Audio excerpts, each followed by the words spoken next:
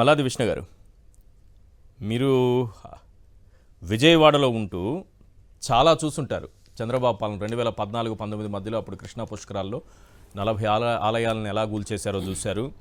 కూల్చేసిన విగ్రహాలని municipal బండ్లలో ఎలా తరలించుకుపోయారో చూశారు. నిన్న మొన్న కూడా ఒక వినాయకుడి విగ్రహం ఆలయాన్ని కూల్చివేసింది చూశారు. సరే, వాటన్నిటిపైన క్లియర్గా మాట్లాడుకుందాం. కాశీనాయన క్షేత్రంలో కూల్చివేతలపైన ఈ క్షణం వరకు అటవీ శాఖ మంత్రి సనాతని ధర్మాన్ని భుజాన వేసుకుని దాన్ని పరిరక్షకుడిగా పేరు పొందినటువంటి పవన్ కళ్యాణ్ గారు ఇప్పటి వరకు స్పందించకపోవడాన్ని ఎలా చూస్తారు?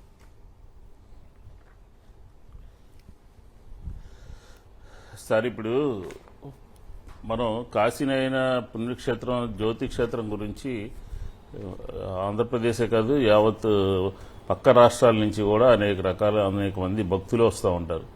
ఆ కాశీనాయన క్షేత్రం అంతా ఎంత పవర్ఫుల్ కాదు. అదేంటంటే ఆయన అక్కడ గురవయ్య అనే వారి దగ్గర ఆత్మజ్ఞానాన్ని పొంది ఆ ప్రాంతంలో అక్కడ ఉన్నటువంటి పిల్లలందరికీ కూడా విద్యా బుద్ధులు నేర్పించటము, అన్నదానాలు చేయటము, గోశాలను పెంపొందించటము, అలాగే అక్కడ ఉన్నటువంటి శిథిలమైనటువంటి దేవాలయాల్ని పరిరక్షించటము, పునర్జీవనం చేయటం అంతా జరుగుతున్నటువంటి విషయం 1995 డిసెంబర్ 5వ తారీఖున అనుకుంటారు ఆయన అక్కడ సమాధి కాబట్టడం జరిగింది. అప్పుడు ఆయన మహిమ అంతా ఎంత కాదు. ఆయన ఎక్కడైతే సమాధి జరిగిందో ఆ ప్రాంతంలో ఉన్నటువంటి మర్రి చెట్టు వెంటనే అది కుప్పకూలిపోయింది ఆ మర్రి చెట్టు. అలాగే ఆయనకి సమీపంలో అనేక సంవత్సరాలుగా ఉన్నటువంటి ఒక గోవు తనంతట తనే చనిపోయిందనమాట. అంత మహిమాన్వితుడు కాశీనాయన. అలాంటి క్షేత్రంలో జ్యోతి నరసింహస్వామికి సంబంధించినటువంటి క్షేత్రంలో జరిగినటువంటి సంఘటనలు చూస్తే మనం చాలా హృదయ విదారకంగా ఉంది. మనం చూపించాం కదా గతంలో ఎలా ఉన్నాయి, ఇప్పుడు ఎలా ఉన్నాయి. ఇప్పుడు జరిగినటువంటి శాఖ ఎవరిది? పవన్ కళ్యాణ్ గారిది. ఆ శాఖలో ఇంత జరుగుతున్నా కలెక్టర్ ఒక రాష్ట్ర ప్రభుత్వంలో ఒక జిల్లా అధికారి, ఒక ఐఏఎస్ చదువుకున్నటువంటి కలెక్టర్ గారు కోల్చండి అని చెప్పని అధికారికంగా ఒక ఆర్డర్ ఇస్తే దాన్ని చూసి కూడా సైలెంట్ గా రాష్ట్ర ప్రభుత్వానికి సంబంధించినటువంటి ముఖ్యమంత్రి కానీ ఉప ముఖ్యమంత్రి కానీ తన పోర్ట్ఫోలియోకి సంబంధించినటువంటి పవన్ కళ్యాణ్ కానీ ఎవరు కూడా ఏమీ మాట్లాడకుండా దాని గురించి పట్టించుకోకుండా పత్రికలు రాసినా ప్రతిపక్షం గట్టిగా గొంతెత్తి మాట్లాడినా ఎందుకు మాట్లాడలేదనంటే దానికి సంబంధించి మనం చూస్తాం కదా. ఆయన సనాతన ధర్మం అని రాజకీయంగా ప్రభుత్వం మీద బుర్ర జల్లితే మాత్రం బొట్లు పెడతారు, మెట్లు కడుగుతారు. అలాగే ఆగమేఘాల మీద తిరుమల తిరుపతి దేవస్థానం దగ్గర కూడా పోయి నేను సనాతన ధర్మాన్ని కాపాడడం కోసమే ఉన్నాను అని చెప్పని గొంతెత్తి చాడుతారు. దీనికి ఎందుకు సమాధానం చెప్పట్లేదు? తన శాఖకు సంబంధించి బాధ్యత ఎవరు వహించాలి? ఆ శాఖాధిపతిగా ఆయనే బాధ్యత వహించాలి.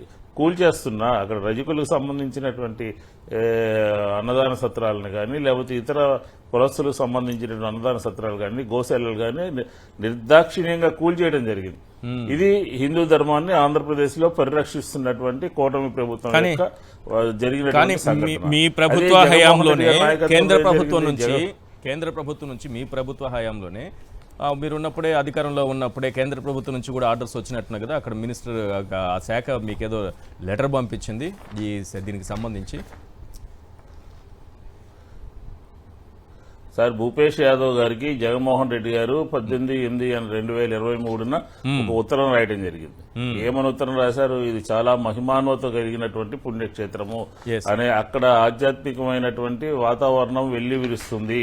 అక్కడ సంబంధించినటువంటి అన్నదానానికి ఉన్నటువంటి విలువని ప్రపంచానికి చాటి చెప్పినటువంటి కాశీనాయన క్షేత్రంలో 13 హెక్టార్లు దాదాపుగా 13 హెక్టార్లని ఆ ఫారెస్ట్ నుంచి డీనోటిఫై చేసి ఆ క్షేత్రానికి ఇవ్వండి అని చెప్పని ముందస్తుగానే మా ప్రభుత్వము హిందూ ధర్మాన్ని కాపాడుతూ సనాతన ధర్మాన్ని కాపాడుతూ ప్రజల యొక్క భక్తుల యొక్క మనోభావాల్ని పరిరక్షిస్తూ అలాగే కాశీనాయన దివ్యక్షేత్రము జ్యోతి నరసింహస్వామి దివ్యక్షేత్రానికి ఉన్నటువంటి దాన్ని పరిరక్షిస్తూ ముందస్తుగా మా ప్రభుత్వము 18/8/23లోనే ఉత్తరం రాయడం జరిగింది. దాని నుంచి వాళ్ళు లెటర్ కూడా ఇచ్చారు.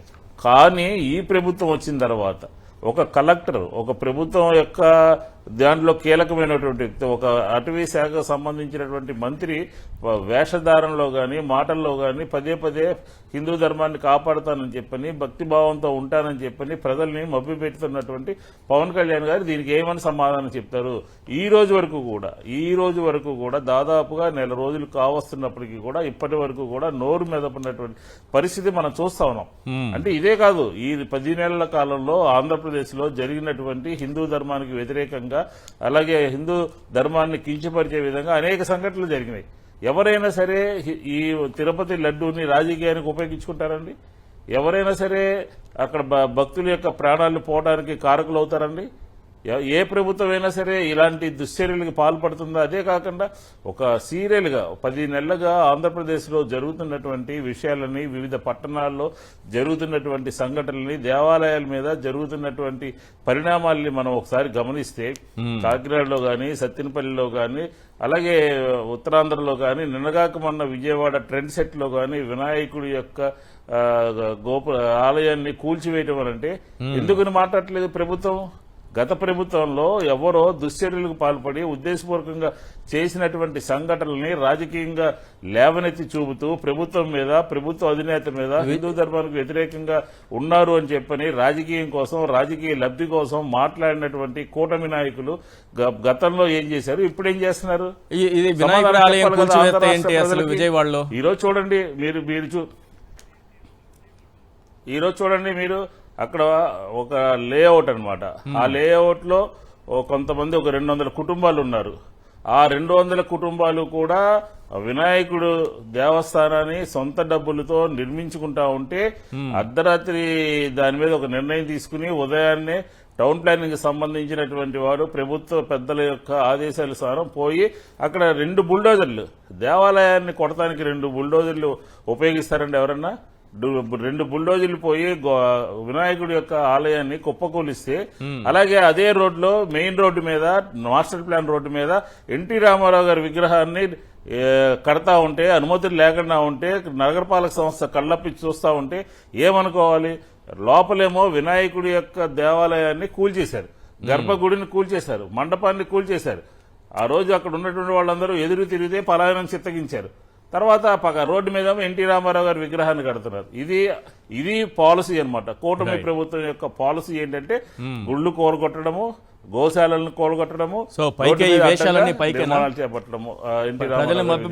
ఈ వేషాలన్నీ ఏం సార్? ఈ వేషాలన్నీ ప్రజల్ని మభ్య పెట్టడానికేనా? అంతే కదా. ఇప్పుడు మాట్లాడాలి కదా పవన్ కళ్యాణ్ గారు. ప్రభుత్వము యూనిఫామ్ గా ఒక ఆర్డర్ ఇవ్వాలి కదా, ఎక్కడ దేవాలయాల్ని కోల్చరాదు, ఎక్కడ కూడా ఇలాంటి సంఘటనలు పునరావృతం అయితే సంబంధిత వ్యక్తుల మీద చర్యలు చేపడతామని చెప్పని యూనిఫామ్ గా ఆర్డర్ ఇవ్వాలి కదా. కాశీనాయన క్షేత్రంలో అలాగే వదిలేశారు. అలాగే పాపనాశనం తిరుమల తిరుపతి దేవస్థానం అది. ఎవరైనా సరే టీటీడీకి సంబంధించినటువంటి భక్తులు కానీ, వెంకటేశ్వర స్వామి యొక్క ఆరాధ్య దైవమైనటువంటి వెంకటేశ్వర స్వామి భక్తులు ఎవరైనా సరే ఇలాంటివన్నీ ఉపేక్షిస్తారా, క్షమిస్తారా? ఎందుకని టూరిజం బోర్డులు తిరగాలండి పైన? ఎందుకని లడ్డూ మీద మీరు ప్రజలకి తప్పుడు సంకేతాలు పంపాలి? ఎందుకు టూరిజం అని డెవలప్ చేస్తే రేపు అన్ని అనుమతించాల్సి వస్తుంది.